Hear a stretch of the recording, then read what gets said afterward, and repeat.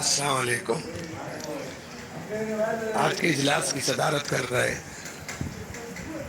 दरगाह बंदा नवाज से तशरीफ लाए कर्नाटका वक्फ बोर्ड के चेयरमैन हमारे अजीज़ दोस्त हुसैनी साहब, हज़रत मौलाना महमूद मदनी साहब और तमाम यहाँ पर मौजूद हमारे मेंबर पार्लियामेंट साहिबान और तमाम जो हमारे कौम के ख़ास तौर से बड़े मौजूद हैं और साथियों, अभी बहुत लंबी चौड़ी बात करने का वक्त नहीं है। मैं ज़्यादा बात भी नहीं करना चाहता हूँ, लेकिन वक्त के मुताल्लिक़ इतना ज़रूर कहना चाहता हूँ कि जो मंशा सरकार की है वो हमारी प्रॉपर्टीज़ को हथियाने की या खुर्द-बुर्द करने की है। बहुत सारी डिटेल में नहीं जाना चाहता, चूँकि हमने इस लड़ाई को कमेटी के अंदर लड़ा और बहुत सारे ऐसे क्लॉजेस को हमने बचाने का भी काम कर लिया जिनसे इमीडिएट नुकसान बहुत ज़्यादा होता। आप लोगों की जिम्मेदारी है कि पोर्टल के ऊपर अपने रजिस्ट्रेशन ज़रूर कराएं। रजिस्ट्रेशन नहीं हो रहा है तो कोर्ट में डाल दें। इसको इतना वक्त दे दें कि जब हम आए तो ये उलझा हुआ हो, इसे सुलझाने में 1 घंटा लगेगा इंशाल्लाह। 1 घंटे के अंदर हम इसे सुलझा भी देंगे। हमारी बात को अदरवाइज लिया जाता है, लेकिन हम बहुत सोच समझ करके कह रहा हूँ कि ये वक्त को हम बर्बाद नहीं होने देने के, क्योंकि जब ये वक्त का चल रहा था मैंने तभी कहा था कि निशाना कहीं है और निगाहें कहीं हैं। निशाना हम पर लग रहा है, लेकिन निगाहें हिंदुस्तान के उन तमाम बड़े मंदिरों के ऊपर हैं जिनके पास अकूत संपत्ति है। और ये राम मंदिर के बाद इनकी मंशा आपके सामने जाहिर हो गई। अल्लाह ताला बहुत बड़ा है, तमाम चीज़ों से खुद पर्दा हटाने का काम करता है। अब ये पर्दा लोगों की आंखों से हट रहा है।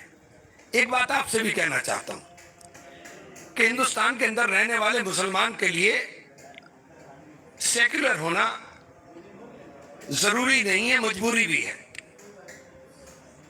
आपको सेक्युलर होना ही पड़ेगा। अगर आप सेक्युलर नहीं होंगे तो इस जमहूरी निजाम के अंदर हमारा कुछ उठने वाला नहीं है।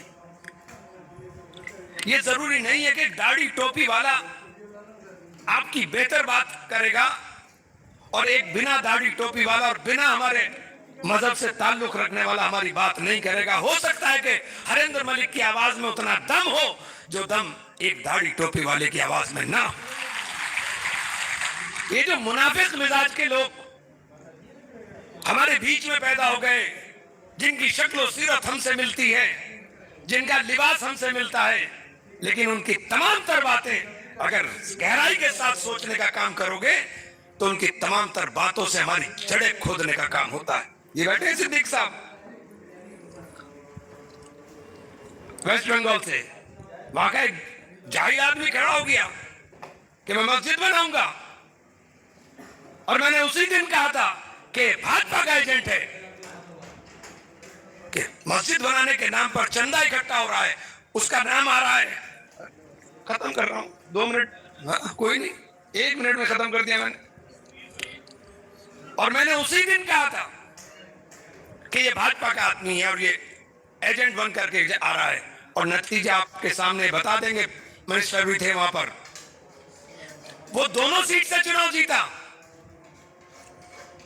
उसे मुसलमानों ने नहीं जिताया।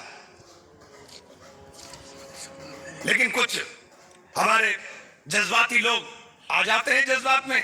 आपके जज्बात से काम नहीं चलेगा, अब अक्ल से काम चलेगा। हजरत मौलाना महमूद मदनी साहब बैठे हुए हैं।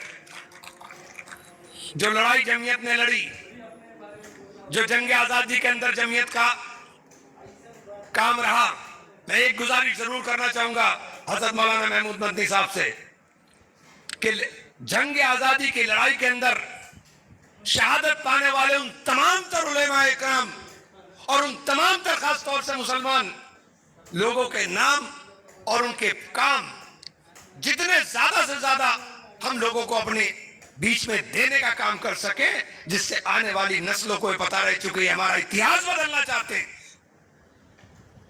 ये आपकी जिम्मेदारी अगर आपने उठाई तो यकीनी तौर पर, क्योंकि बात बहुत करना चाहता था, वक्त है नहीं, तो आप तमाम साहिबान का बहुत बहुत शुक्रिया साथियों।